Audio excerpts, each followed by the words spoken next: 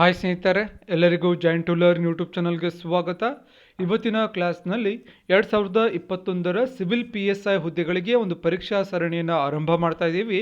ಈ ಒಂದು ಪರೀಕ್ಷಾ ಸರಣಿಯ ಭಾಗವಾಗಿ ಇವತ್ತಿನ ಒಂದು ಕ್ಲಾಸ್ನಲ್ಲಿ ಟೆಸ್ಟ್ 1 ಪರೀಕ್ಷೆ ಸಂಖ್ಯೆ 1 ಡಿಸ್ಕಷನ್ ಮಾಡ್ತಾ ಇದ್ದೀವಿ.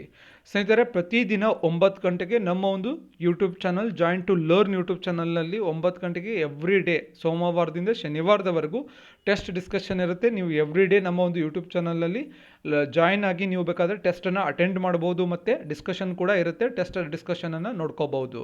ಹಾಗೆ ಟೆಸ್ಟ್ಗಳ ಒಂದು PDF ಅವೈಲೇಬಲ್ ಇರುತ್ತೆ. ನಮ್ಮ ಕೋರ್ಸ್ಗೆ ಜಾಯಿನ್ ಆದರೆ ನಿಮಗೆ PDF ನೋಟ್ಸ್ ಮತ್ತು ವೈಯಕ್ತಿಕ ಮಾರ್ಗದರ್ಶನ ಕೂಡ ಅವೈಲೇಬಲ್ ಇರುತ್ತೆ. ಹೆಚ್ಚಿನ ಮಾಹಿತಿಗಾಗಿ ಕಾಂಟ್ಯಾಕ್ಟ್ 7795014409ಗೆ ಕಾಂಟ್ಯಾಕ್ಟ್ ಮಾಡಿದ್ರೆ ನಿಮಗೆ ಎಲ್ಲ ಒಂದು ಮಾಹಿತಿ ಸಿಗುತ್ತೆ. ಸೊ ಸ್ನೇಹಿತರ, ಕ್ಲಾಸನ್ನು ಸ್ಟಾರ್ಟ್ ಮಾಡೋಣ. ಪ್ರಥಮ ಪ್ರಶ್ನೆಯನ್ನು ನೋಡೋಣ. ಕರ್ನಾಟಕ ರಾಜ್ಯ ಪೊಲೀಸ್ ತರಬೇತಿ ಶಾಲೆ ಎಲ್ಲಿದೆ ಅಂತ ಕೇಳಿದ್ದಾರೆ. ಕರ್ನಾಟಕ ರಾಜ್ಯ ಪೊಲೀಸ್ ತರಬೇತಿ ಶಾಲೆ ಎಲ್ಲಿದೆ ಅಂತ ಕೇಳಿದ್ದಾರೆ. ಸೊ ಆಯ್ಕೆಗಳನ್ನು ನೋಡಿ. ಮೈಸೂರು, ಚನ್ನಪಟ್ಟಣ, ಗುಲ್ಬರ್ಗ ಹಾಗೂ ಬೆಂಗಳೂರು. ಮೈಸೂರು, ಚನ್ನಪಟ್ಟಣ, ಗುಲ್ಬರ್ಗ, ಬೆಂಗಳೂರು. ಸೊ ಎಲ್ಲಿದೆ ಕರ್ನಾಟಕ ರಾಜ್ಯ ಪೊಲೀಸ್ ತರಬೇತಿ ಶಾಲೆ? ಕರ್ನಾಟಕ ರಾಜ್ಯ ಪೊಲೀಸ್ ತರಬೇತಿ ಶಾಲೆ ಎಲ್ಲಿದೆ ಅಂತ ಕಮೆಂಟ್ ಸೆಕ್ಷನಲ್ಲಿ ಕಮೆಂಟನ್ನು ಮಾಡೋಕ್ಕೆ ಪ್ರಯತ್ನ ಪಡಿ. ಸೊ ಸರಿಯಾದ ಉತ್ತರ ಏನಾಗುತ್ತೆ ಅಂತಂದರೆ ಚನ್ನಪಟ್ಟಣ ಆಗುತ್ತೆ. ಸೊ ಚನ್ನಪಟ್ಟಣದಲ್ಲಿ ಕರ್ನಾಟಕ ರಾಜ್ಯ ಪೊಲೀಸ್ ತರಬೇತಿ ಶಾಲೆ ಇದೆ. ಸೊ ಚನ್ನಪಟ್ಟಣ ಇನ್ನೊಂದಕ್ಕೆ ಫೇಮಸ್ ಇದೆ. ಏನು ಹೇಳಿ ಅದು ಆಟಿಕೆಗಳಿಗೆ ಫೇಮಸ್ ಇದೆ ಚನ್ನಪಟ್ಟಣ. ಅದೇ ರೀತಿ ಅಂತಾರಾಷ್ಟ್ರೀಯ ಮಾರುಕಟ್ಟೆಯಲ್ಲಿ ಚೀನಾ ದೇಶ ಆಟಿಕೆಗಳ ಒಂದು ಮೇಜರ್ ಪೋರ್ಷನನ್ನು ಕವರ್ ಮಾಡುತ್ತೆ. ಅಂದರೆ ಚೀನಾದ ಒಂದು ಪಾಲು ಹೆಚ್ಚಾಗಿದೆ, ಶೇರ್ ಹೆಚ್ಚಾಗಿದೆ ಇಂಟರ್ನ್ಯಾಷನಲ್ ಟಾಯ್ಸ್ ಮಾರ್ಕೆಟಲ್ಲಿ. ಸೊ ಚನ್ನಪಟ್ಟಣ ಗೊಂಬೆ ಅಂತ ಏನು ಕರಿತೀವಲ್ವ, ಆಟಿಕೆಗಳಿಗೆ ಫೇಮಸ್ ಆಗಿರುತ್ತೆ. So Channapatna is the right answer ಆಗುತ್ತೆ. ಹಾಗೆ ಮೈಸೂರಿನಲ್ಲಿ ಏನಿದೆ ಅಂತ ನೋಡೋದಾದರೆ ಕರ್ನಾಟಕ ಪೊಲೀಸ್ ಅಕಾಡೆಮಿ ಮೈಸೂರಿನಲ್ಲಿದೆ. ಅದೇ ರೀತಿ ಕರ್ನಾಟಕ ರಾಜ್ಯ ಪೊಲೀಸ್ ತರಬೇತಿ ಕೇಂದ್ರ ಇರುವುದು ಗುಲ್ಬರ್ಗಾದಲ್ಲಿ. ಸೊ ಗುಲ್ಬರ್ಗಾಕ್ಕೆ ನಾವು ತೊಗರಿಯ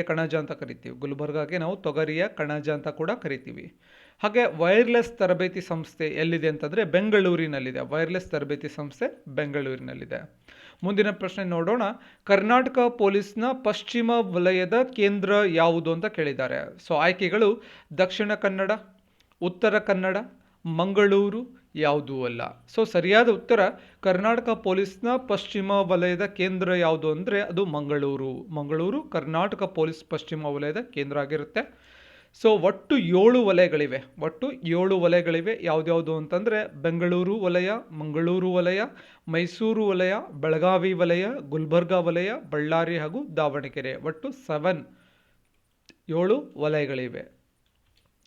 2021 ಜನವರಿಯಲ್ಲಿ ಯಾವ ದೇಶದ ವಿಮಾನ ನಾಪತ್ತೆಯಾಗಿತ್ತು ಅಂತ ಪ್ರಶ್ನೆ ಕೇಳಿದ್ದಾರೆ.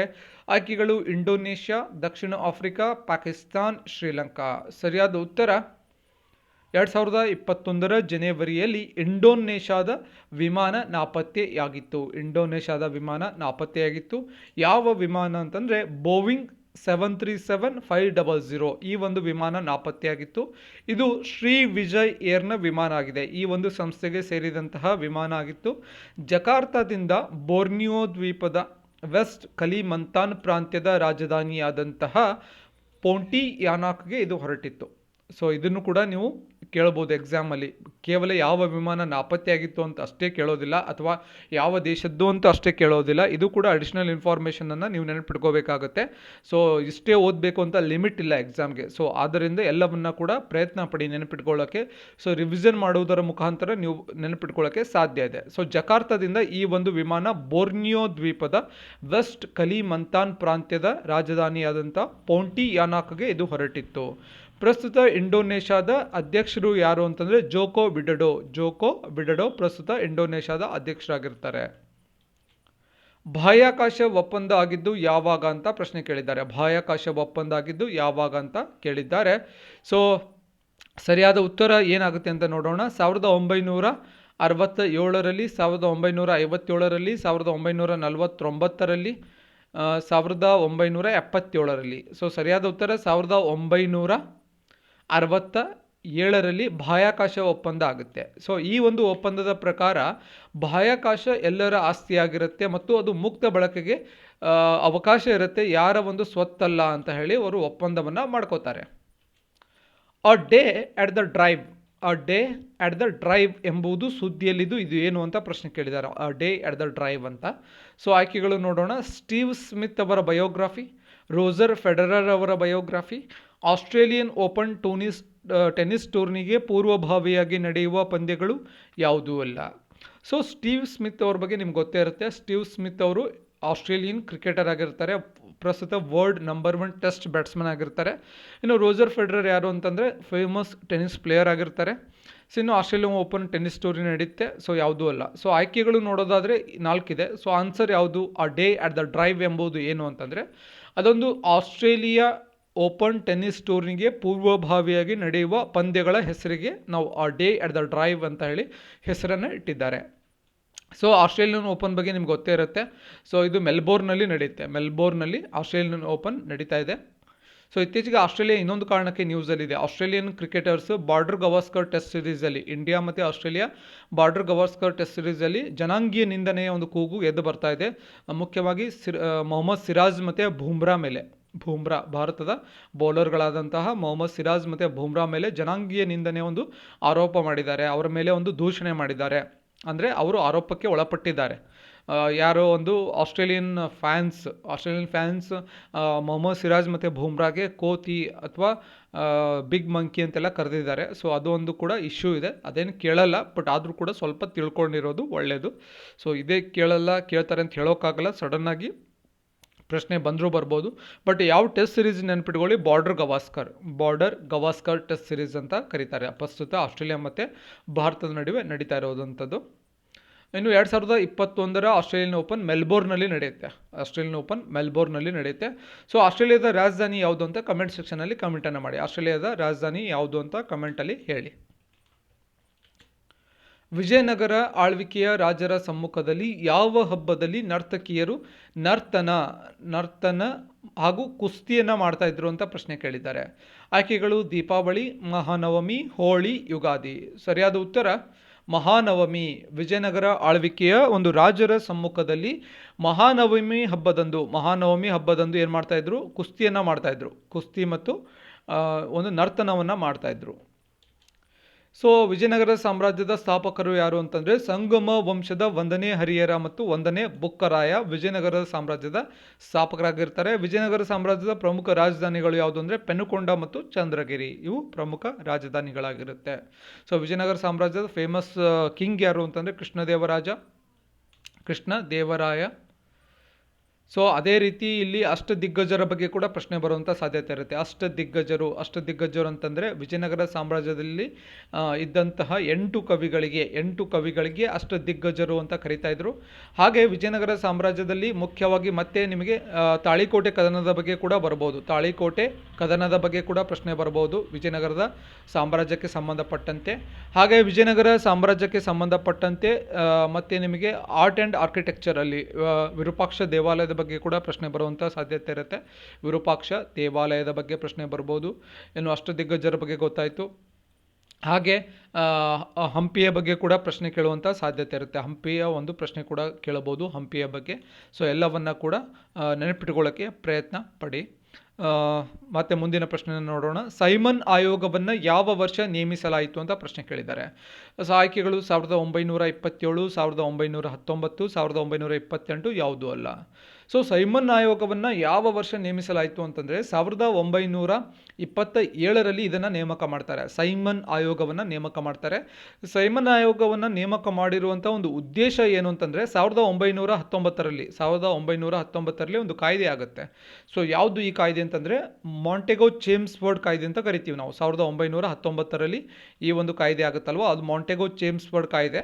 ಈ ಕಾಯ್ದೆ ಏನಾಗುತ್ತೆ, ಇದರ ಒಂದು ಕಾರ್ಯನಿರ್ವಹಣೆಗೆ ಸಂಬಂಧಿಸಿದಂತೆ ಒಂದು ವರದಿ ಕೊಡೋಕೆ ಮತ್ತು ಅದಕ್ಕೆ ಏನಾದರೂ ನ್ಯೂನ್ಯತೆಗಳಿದ್ದರೆ ಅದಕ್ಕೆ ಅಗತ್ಯ ಸುಧಾರಣೆಗಳನ್ನು ಶಿಫಾರಸು ಮಾಡೋಕ್ಕೆ 1919ರ ಕಾಯ್ದೆಗೆ ಏನಾದರೂ ಒಂದು ಸುಧಾರಣೆ ತರಬೇಕಾದರೆ ಶಿಫಾರಸನ್ನು ಮಾಡೋಕ್ಕೆ ಸೈಮನ್ ಆಯೋಗವನ್ನು ನೇಮಕ ಮಾಡ್ತಾರೆ. ಯಾರು? ಬ್ರಿಟಿಷ್ ಸರ್ಕಾರವರು ಸೈಮನ್ ಆಯೋಗವನ್ನು ನೇಮಕ ಮಾಡ್ತಾರೆ.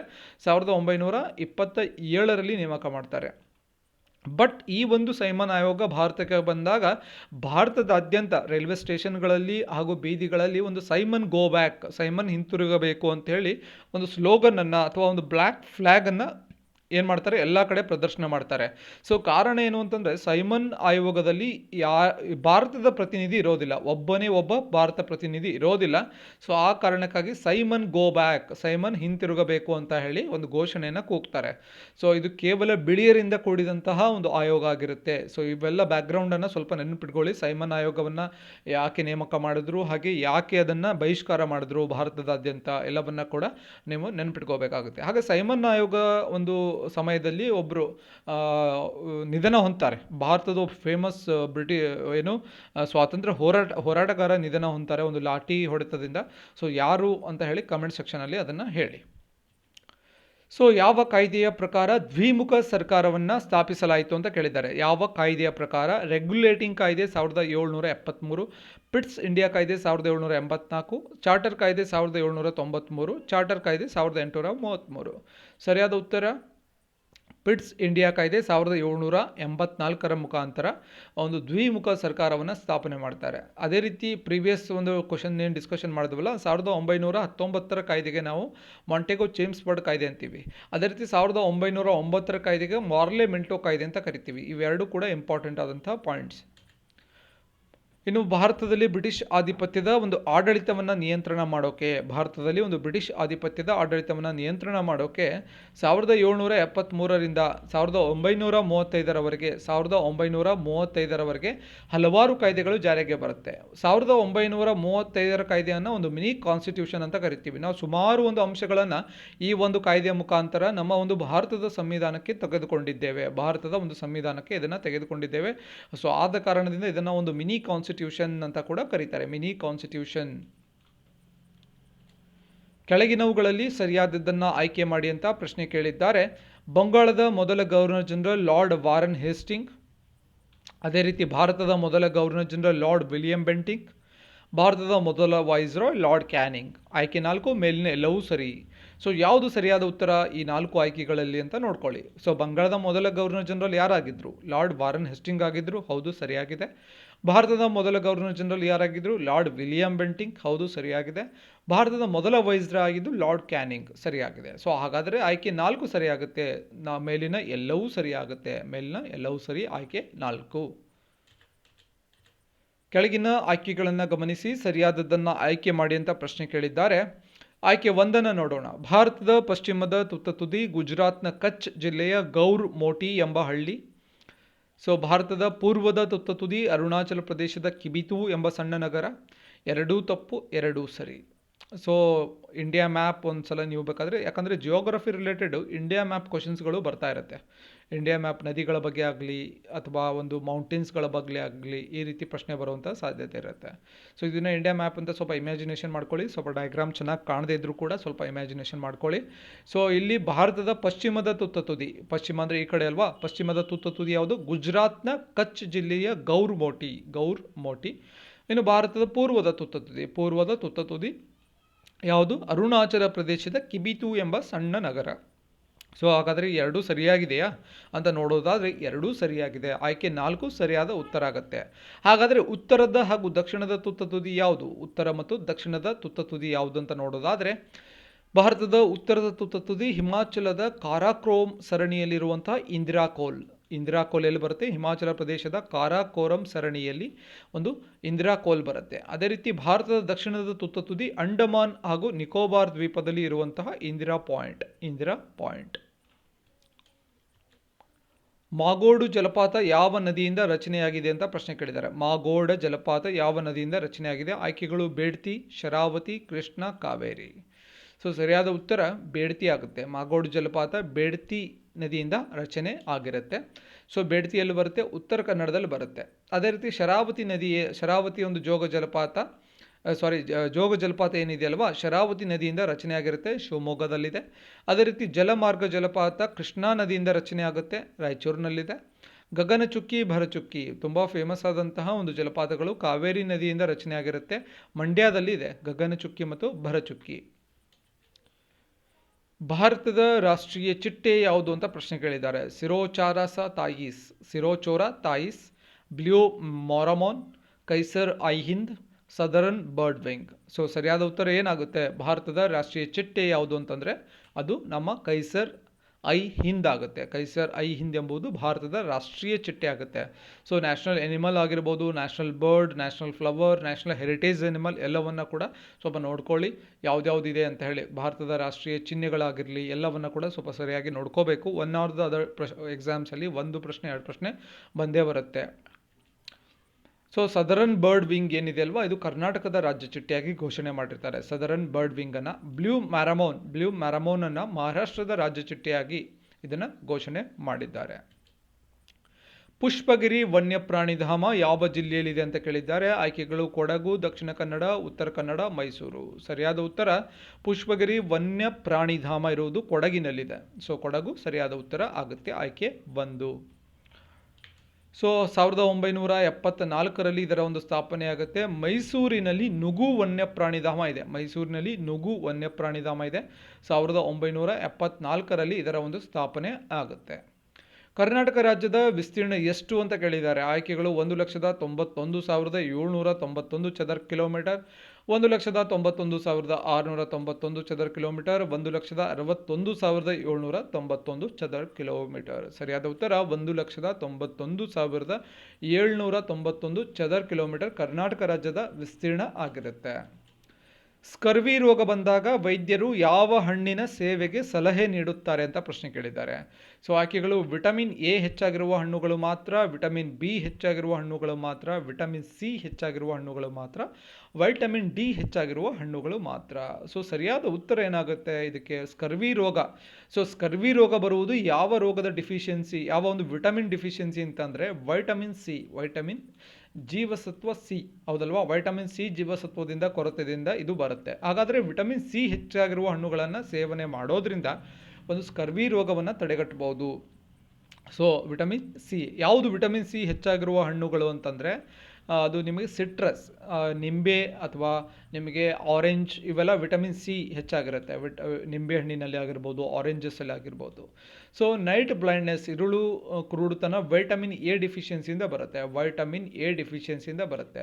ಸೊ ವಿಟಮಿನ್ ಎ ಹೆಚ್ಚಾಗಿರುವ ಹಣ್ಣುಗಳು ಯಾವುದು, ಮ್ಯಾಂಗೋ ಆಗಿರ್ಬೋದು, ಪಪಾಯ, ಇವೆಲ್ಲ ವೈಟಮಿನ್ ಎ ಹೆಚ್ಚಾಗಿರುತ್ತೆ. ಇನ್ನು ವಿಟಮಿನ್ ಡಿ ಕೊರತೆಯಿಂದ ರಿಕೆಟ್ಸ್ ಬರುತ್ತೆ. ಬಟ್ ವಿಟಮಿನ್ ಡಿ ಹೆಚ್ಚಾಗಿರೋದು ಒಂದು ನ್ಯಾಚುರಲ್ ಸನ್ಲೈಟಲ್ಲಿ. ಸೊ ಮಾರ್ನಿಂಗ್ ಯಾವಾಗಾದರೂ ಫ್ರೆಶ್ ಬಾತ್ ಆದಮೇಲೆ, ಸ್ನಾನ ಮಾಡಿದ್ಮೇಲೆ ಒಂದು ಟೆರೆಸ್ ಮೇಲಾದರೂ ಹೋಗಿ ಒಂದು ಸ್ವಲ್ಪ ಮಾರ್ನಿಂಗ್ 7:30 ಏನು ಸೂರ್ಯನ ಕಿರಣಗಳೇನಿರುತ್ತೆ ಅದು ನಮ್ಮ ಮೈ ಮೇಲೆ ಬಿದ್ದರೆ ನಮಗೆ ವೈಟಮಿನ್ ಡಿ ಹೆಚ್ಚಾಗುತ್ತೆ ಅಂತ ಹೇಳ್ತಾರೆ. ಇವನ್ ಕೂಡ ಒಂದು ಆಯಿಲ್ ಬಾತ್ ಮಾಡಿ ಕೂಡ ಒಂದು ಸನ್ಗೆ ಎಕ್ಸ್ಪೋಸ್ ಆಗಿರ್ತಾರೆ, ನಮ್ಮ ಒಂದು ಸ್ಕಿನ್ನನ್ನು, ಬಾಡಿಯನ್ನು ಎಕ್ಸ್ಪೋಸ್ ಮಾಡ್ತಾರೆ. ಕಾರಣ ಏನು ಅಂತಂದರೆ ವಿಟಮಿನ್ ಡಿ ತೊಗೊಳ್ಳೋಕ್ಕೆ. ಸೊ ಬಟ್ ಇವಾಗ ಯಾರಿಗೂ ವರ್ಕ್ ಪ್ರೆಷರ್ ಇರೋದ್ರಿಂದ ಅದು ಎಷ್ಟು ಜನ ಮಾಡ್ತಾ ಇದ್ದಾರೋ ಮಾಡ್ತಾ ಇಲ್ಲ. ತುಂಬ 50% ಜನ ಮಾಡೋದು ಕಡಿಮೆ.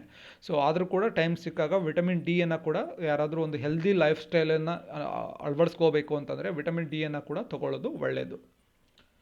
ಸೊ ಅದೇ ರೀತಿ ಇವನ್ ಡಯಾಬಿಟಿಕ್ ಪೇಷಂಟ್ಸ್ಗೆ ಯಾವುದಾದ್ರೂ ಹಣ್ಣುಗಳನ್ನು ರೆಫರ್ ಮಾಡ್ತಾರೆ ಅಂತ ಕೂಡ ಪ್ರಶ್ನೆ ಕೇಳ್ಬೋದು. ಆವಾಗ ಅವ್ರಿಗೆ ನೆಲ್ಲಿಕಾಯಿ ಆಗಿರ್ಬೋದು ಅಥವಾ ನಾವು ನೇರಳೆ ಹಣ್ಣು ಅಂತ ಏನು ಕರಿತೀವಲ್ವ, ನೇರಳೆ ಹಣ್ಣು, ಅದನ್ನು ರೆಕಮೆಂಡ್ ಮಾಡ್ತಾರೆ. ನೇರಳೆ ಹಣ್ಣನ್ನು ಕೂಡ ಒಂದು ಡಯಾಬಿಟಿಕ್ ಪೇಷಂಟ್ಸ್ಗಳಿಗೆ ರೆಕಮೆಂಡ್ ಮಾಡ್ತಾರೆ.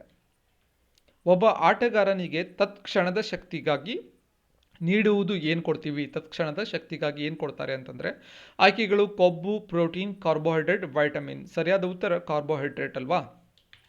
ಕಾರ್ಬೋಹೈಡ್ರೇಟನ್ನು ಕೊಡ್ತೀವಿ ನಾವು. ಈಗ ಸ್ಪೋರ್ಟ್ಸ್ ಪರ್ಸನ್ಸ್ಗೆ ಗ್ಲೂಕೋಸನ್ನು ಕೊಡ್ತಾರೆ.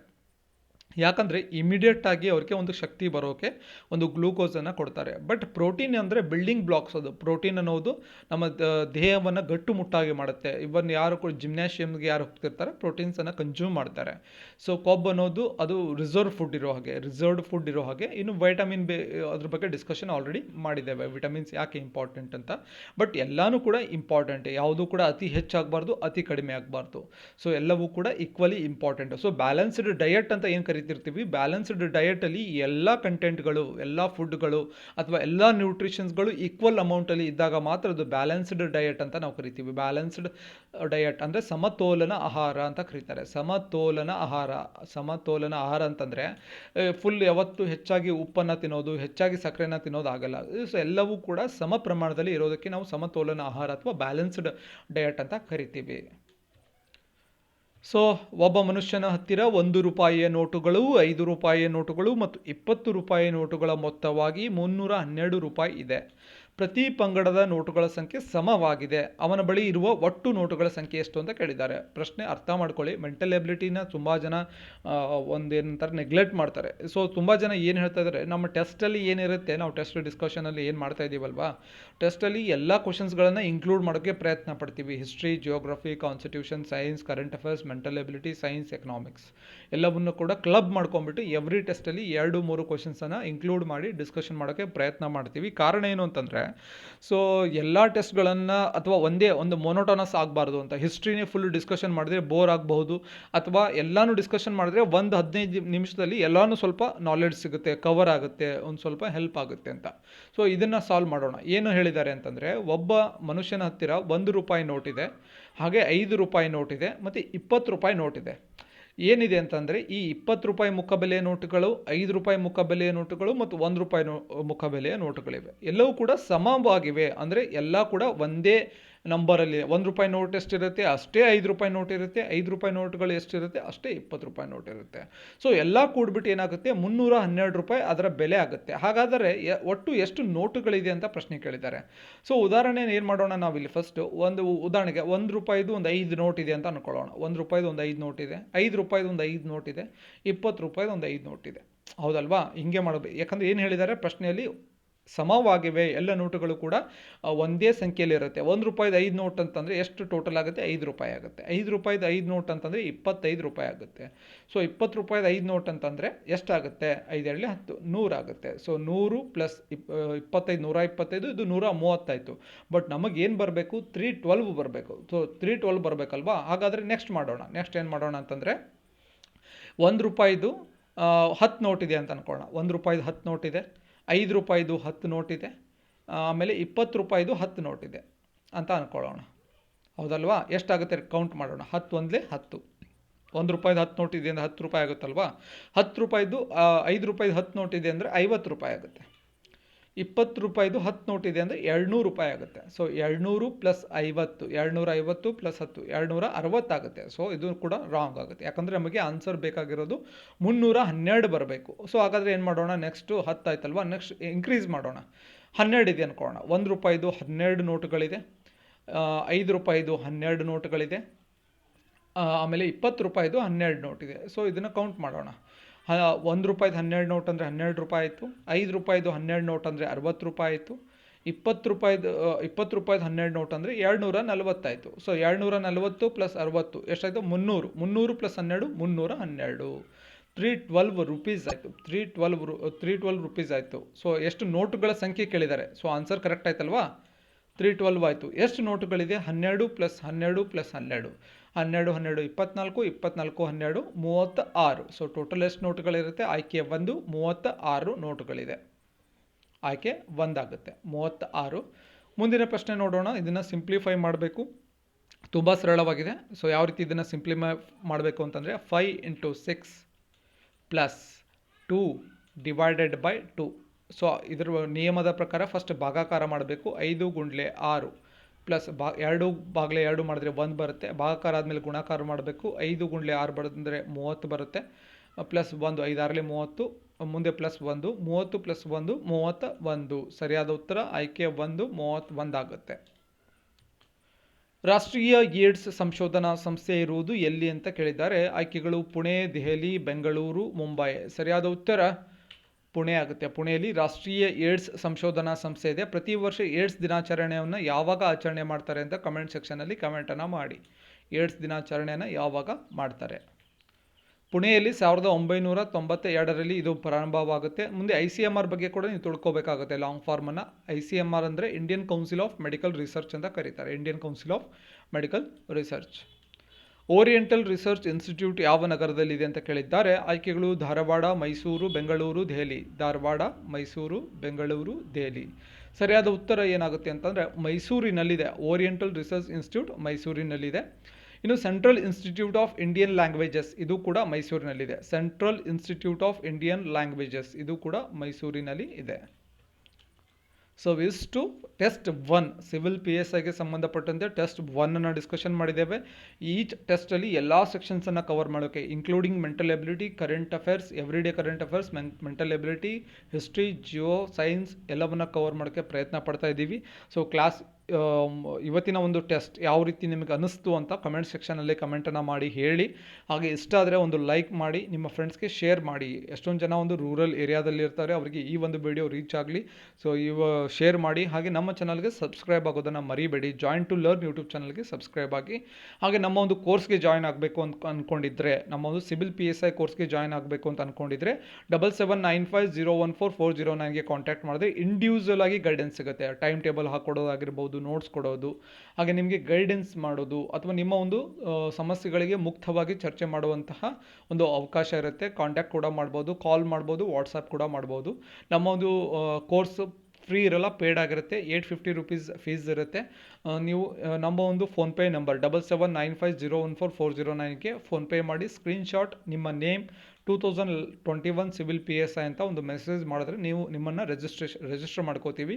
ಸೊ ನಮ್ಮ ಟಾರ್ಗೆಟ್ ಬಂದುಬಿಟ್ಟು 100 ಮೆಂಬರ್ಸ್ ಲಾಸ್ಟ್ ರಿಜಿಸ್ಟರ್ ಮಾಡ್ಕೊಳ್ಳೋದು, 100ಕ್ಕಿಂತ ಹೆಚ್ಚಾಗಿ ಮಾಡ್ಕೊಳ್ಳೋದಿಲ್ಲ. ಸೊ ಯಾರಾದರೂ ಆದಷ್ಟು ಬೇಗ ಯಾರು ರಿಜಿಸ್ಟರ್ ಆಗ್ತೀರಾ ಆಗ್ಬೋದು ಅಂತ ಹೇಳ್ತಾ, ಸೊ ಇಷ್ಟು ಇವತ್ತಿನ ಕ್ಲಾಸ್ನಲ್ಲಿ ಸಂಪೂರ್ಣವಾಗಿ ಡಿಸ್ಕಷನ್ ಮಾಡಿದ್ದೇವೆ. ಮತ್ತೆ ಮುಂದಿನ ತರಗತಿಯಲ್ಲಿ ಮತ್ತೊಂದು ವಿಷಯದ ಕುರಿತು ಮಾತನಾಡೋಣ. ಧನ್ಯವಾದಗಳು.